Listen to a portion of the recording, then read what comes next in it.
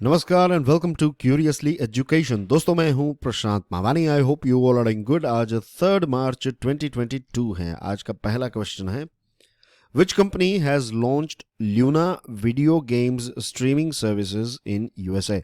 कौन सी कंपनी ने Luna video game streaming services को यूएसए में लॉन्च किया है? 4 ऑप्शन है आपकी स्क्रीन पर, Sony, Amazon, Facebook and Microsoft. उसका सही जवाब है अमेजॉन। अमेजॉन ने ये ल्यूना नाम की एक सर्विस लॉन्च की है। ये वीडियो गेम्स के साथ जुड़ी हुई है और इसमें यह है कि आप ऑनलाइन वीडियो गेम खेल सकते हैं। आपको जो कंसोल होता है, कंसोल का मतलब है कि जो आपने एक्सबॉक्स देखा होगा या फिर सोनी का जो प्ले स्टेशन आता है, तो ये जो अलग अलग कंसोल आते हैं, आपको वो गेम खरीदने के लिए जो डिवाइस खरीदना पड़ता है, तो वो उसकी ज़रूरत नहीं पड़ेगी। आप अपने मोबाइल फ़ोन से ही गेम जो है उसको ऑनलाइन खेल सकते हैं। और क्योंकि ये ऑनलाइन है ल्यूना सर्विसेज, तो ये क्लाउड सिस्टम का इस्तेमाल करता है। रिमेंबर, ये क्लाउड पर चलता है और आप हाई क्वालिटी की गेम्स जो हैं वो खेल सकते हैं। आपका डेटा जो है वो यूज़ होगा। इंटरनेट का अगर अच्छा कनेक्शन है आपके साथ तो आप ये खेल सकते हैं। तो this is a new service that is started by Amazon. Amazon ने ये ल्यूना वीडियो गेम्स की शुरुआत की है, स्ट्रीमिंग सर्विस की शुरुआत की है। सऊदी अरेबिया के बाद कौन सा ऐसा देश है जो दुनिया का सेकंड नंबर पर सबसे बड़ा ऑयल एक्सपोर्टर है? 4 ऑप्शंस है आपकी स्क्रीन पर, यूएसए, रशिया, यूक्रेन या फिर यूएई। इसका सही जवाब है रशिया। सऊदी अरेबिया के बाद नंबर 2 पर आता है Russia, right, in the world second number पर है। और हर रोज रशिया जो है वो 5 million barrels per day 5 million barrels जो है ऑयल का एक्सपोर्ट करता है। और ये टॉपिक इसलिए इम्पोर्टेंट है आपके लिए क्योंकि ऑयल की प्राइस जो है वो काफ़ी बढ़ चुकी है। लेटेस्ट जो खबर आ रही है वो ये है कि ऑयल की प्राइस जो है, वेंसडे की बात करें तो इंटरनेशनल मार्केट में, यानी कि कल ऑयल की प्राइस जो है वो $110 पर बैरल हो चुकी थी। तो आप समझ सकते हैं कि इसकी इम्पैक्ट जो है वो भारत जैसे देश पर काफ़ी ज़्यादा होगी, क्योंकि आज भारत जो है वो 85% अपना ऑयल जो है वो इंपोर्ट करता है। तो हमारे यहाँ पर इन्फ्लेशन के चांस जो हैं वो काफ़ी बढ़ जाएंगे। Moving on, name the new director of institute of economic growth. IEG के नए डायरेक्टर का नाम क्या है? 4 ऑप्शंस है आपकी स्क्रीन पर, चेतन घाटे, अजित मिश्रा, अजय त्यागी या फिर मधबी पुरी बुच। रेगुलर स्टूडेंट्स, आपको पता है कि ये आंसर तो नहीं है मधबी पुरी बुच, और अजय त्यागी भी नहीं है, क्योंकि अजय त्यागी साहब जो हैं वो सेबी के चेयरपर्सन थे, वो रिटायर हो चुके हैं और उनकी जगह ली है मधबी पुरी बुच मैडम ने, और इनके बारे में भी हमने बात की थी, आपको याद होगा। अजय मिश्रा साहब जो हैं ये आईईजी के डायरेक्टर थे, लेकिन वो भी रिटायर हो गए और उनकी जगह ली है चेतन घाटे साहब ने, राइट। तो चेतन घाटे इज द राइट आंसर। और ये आईईजी क्या काम करता है? आईईजी जो है ना, ये एक इंडिपेंडेंट रिसर्च और ट्रेनिंग सेंटर है। ये कहाँ पर बेस्ड है? ये न्यू दिल्ली में बेस्ड है। और ये किसको ट्रेनिंग देता है? ये ट्रेनिंग देता है इंडियन इकोनॉमिक सर्विस के जो ऑफिसर्स होते हैं उनको, और इसी के साथ साथ इंडियन स्टैटिस्टिकल सर्विस के ऑफिसर्स जो रिक्रूट होते हैं एग्जाम क्लियर करने के बाद, जब उनकी ट्रेनिंग चल रही होती है तो उस टाइम पर आईएएस और आईएसएस ऑफिसर्स की ट्रेनिंग जो है वो आईईजी करता है। मूविंग ऑन, और आगे बढ़े उससे पहले ये जो तस्वीर आप देख रहे हैं तो ये चेतन घाटे साहब हैं, right, is the new director of IEG. दोस्तों, you can get in touch with me via social media. अगर कोई क्वेश्चन क्वेरीज हैं तो आप मुझे मैसेज कर सकते हैं ऑन इंस्टाग्राम, फेसबुक और ट्विटर। एंड आज के लेक्चर की पीडीएफ को डाउनलोड करने के लिए checkout my Telegram channel. Do check out curiously forever motivational podcast. ये स्पॉटिफाई, गाना, जियो सावन, गूगल पॉडकास्ट और अमेजॉन म्यूजिक पर अवेलेबल है। मैं 2 मिनट लूंगा। मुझे कुछ स्टूडेंट्स ने मैसेज किया था कि वो मेरे ये जो डेली मोटिवेशनल पॉडकास्ट आते हैं वो कैसे सुन सकते हैं। तो देखिए, आप अपने अगर एंड्रॉयड का फ़ोन यूज़ कर रहे हैं तो शायद आपके फ़ोन में ऑलरेडी एक इनबिल्ड ऐप होगा गूगल पॉडकास्ट। अगर गूगल पॉडकास्ट आप ओपन करेंगे और उसमें सर्च में जाकर आप क्यूरियसली फॉरएवर टाइप करके सर्च करेंगे तो आपको ये पॉडकास्ट मिल जाएंगे। या फिर आप स्पॉटिफाई को डाउनलोड कर लीजिए। स्पॉटिफाई काफ़ी अच्छा है, राइट, यूज़र फ्रेंडली भी है। तो स्पॉटिफाई डाउनलोड कर लीजिए, ये एक मोबाइल ऐप है, और उसके बाद आप क्यूरियसली फॉरएवर को सर्च कीजिए, आपको मिल जाएंगे, राइट। और एक फॉलो का बटन भी आएगा, आप फॉलो क्लिक कर लीजिए, तो हर रोज़ जैसे जैसे नए मोटिवेशनल पॉडकास्ट आते जाएंगे आपको नोटिफिकेशन मिलता जाएगा। तो ऐसा ही अगर आपका डाउट है तो आई होप मैंने इसको एड्रेस कर दिया है। जियो सावन और बहुत सारे प्लेटफॉर्म्स पर अवेलेबल हैं, लेकिन अच्छे अच्छे प्लेटफॉर्म्स की बात करूं तो स्पॉटिफाई अच्छा है, जियो सावन अच्छा है, गूगल पॉडकास्ट अच्छा है। बाकी गाना और अमेजोन म्यूजिक जो है वो ठीक ठाक हैं, if you are using it, तो वहां पर भी आपको ये मिल जाएंगे। हमारे चैनल्स को सब्सक्राइब करना ना भूलें, share this lecture, hit the like button and stick your review in the comment section. अब जैसे हमने बात की कि ऑयल की प्राइस जो है वो काफ़ी बढ़ चुकी है, $110 पर बैरल हो चुकी है, तो डेफिनेटली एविएशन फ्यूल जो आता है, जो एरोप्लेन के लिए जो तेल यूज़ किया जाता है, तो उसकी प्राइस भी काफ़ी बढ़ चुकी है। और ऑयल कंपनीज जो हैं उन्होंने इसकी प्राइस देखिए पर किलो लीटर 93,530 पर किलो लीटर प्राइस चल रही थी दिल्ली में 1 मार्च से। तो ये पिछले महीने के मुकाबले 9% ज़्यादा है, और लास्ट मार्च के मुकाबले देखें तो 57% ज़्यादा है।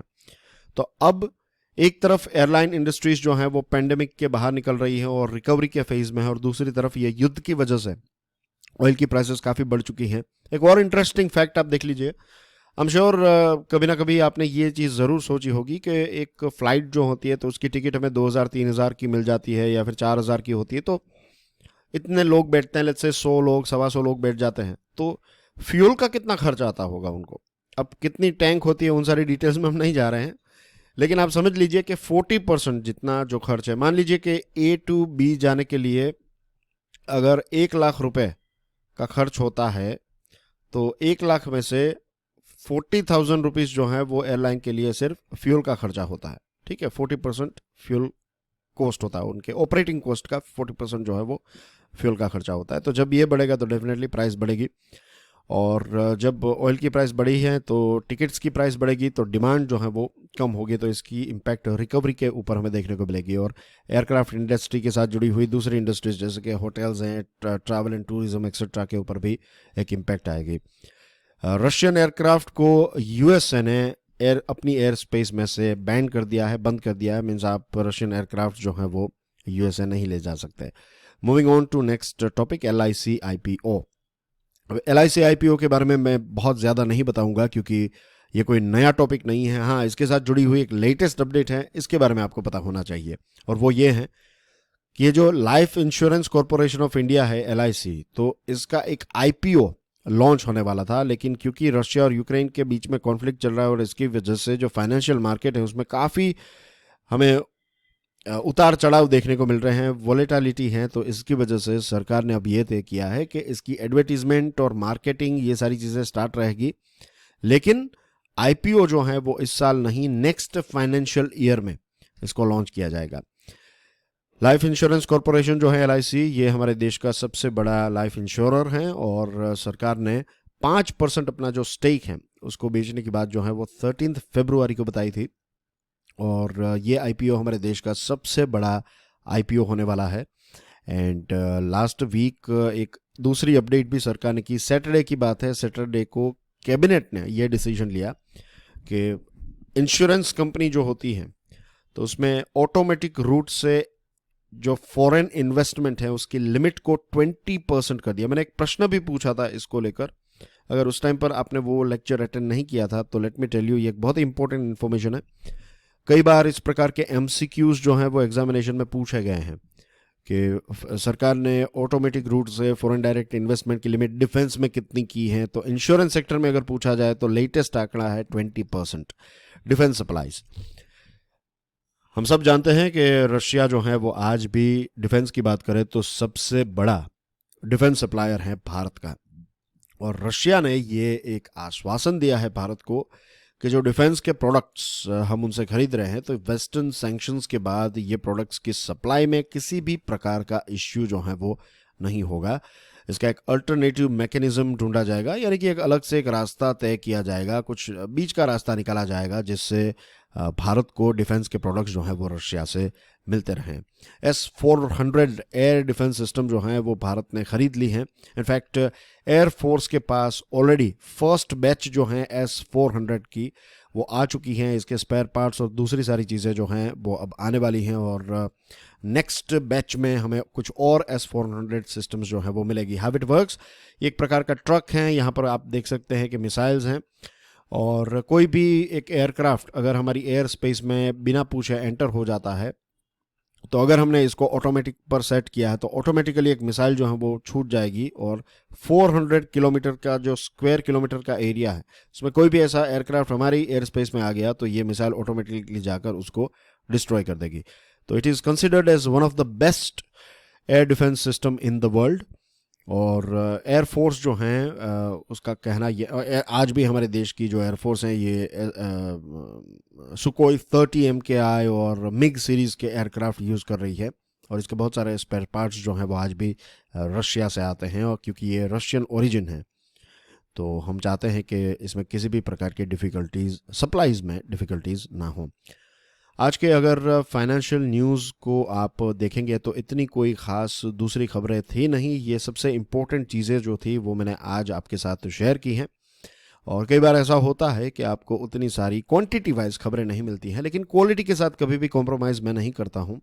अगर एक खबर भी है, भले ही 2 मिनट का वीडियो बन जाए तो दैट्स फाइन, लेकिन जो बेस्ट है वही है। फिर 15-20 मिनट का वीडियो बनाने के चक्कर में ऐसे ही फालतू की बातें करें तो उसका कोई मतलब नहीं रहता, इज़न्ट इट। कल जो मैंने प्रश्न पूछा था उसका नाम है मरिया, एंटोनोव AN-225 मरिया। और आज का प्रश्न है, it's going to be easy for regular students. Core sector का ग्रोथ जो है वो जनवरी में कितना हुआ है, ये आंकड़ा स्पेसिफिक का आंकड़ा आपको बताना है। 4 ऑप्शन है, 3.4, 3.7, 4.1 and 4.2। With that that's everything from my side. Do check out Curiously Forever motivational podcast. Don't forget to subscribe to both my channels. ये दोनों मेरी channels हैं, Education and Curiously Forever. Nalanda ना आलमदा, यानी कि no stopping of the gift of knowledge. Share this lecture with other students. Hit the like button. Stick your answer as well as review in the comment section. And I'll see you soon. Till then, enjoy your studies. God bless you all. Jai Hind.